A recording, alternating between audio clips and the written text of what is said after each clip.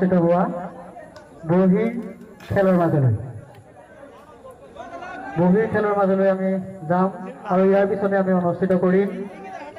বহু প্ৰতীক্ষাৰ অন্ত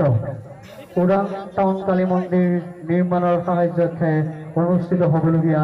উপহাৰ কুপন খেলৰ গতিকে আমি ৰাইজক মাজত আৰু কেইটামান মুহূৰ্তৰ পিছতে খেলখন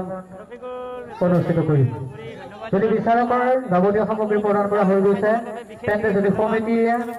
সংকেত দিয়ে তেতিয়াহ'লে আমি খেলখন অনুষ্ঠিত কৰিবলৈ আগবাঢ়িব বিচাৰিছোঁ আমি ধৈৰ্য ধৰক ৰাইজ আহক আমি সেই ঐতিহাসিক ক্ষণটোৰ মাজলৈ যোৱাৰ আগতে আপোনালোকৰ বাবে মা কালীৰ শ্ৰীচৰণত এটা হাত চাপৰি বিচাৰিছোঁ গতিকে এটা হাত চাপৰিৰে আপোনালোকে এই খেলখনত অনুষ্ঠিত কৰাৰ বাবে অনুমতি প্ৰদান কৰক আৰু আমি খেল অনুষ্ঠিত কৰিবলৈ আগবাঢ়িছোঁ খেল অনুষ্ঠিত কৰাৰ আগমুহূৰ্তত আমাৰ যিসকল অতিথি আমি আমন্ত্ৰণ জনাই তেওঁলোকক মঞ্চৰ পৰা অকণমান আঁতৰি আহিবলৈ উদযাপন সমিতিৰ তৰফৰ পৰা অনুৰোধ জনাইছোঁ যিহেতু ৰাইজে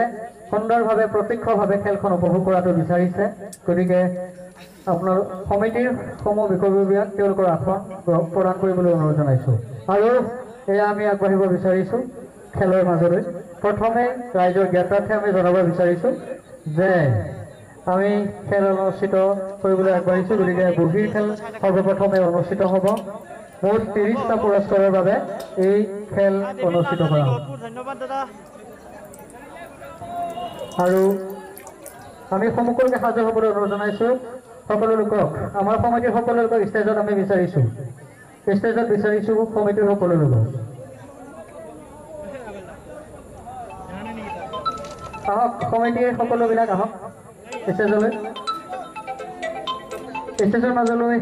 সমিতিৰ সদস্যসকল আহিবলৈ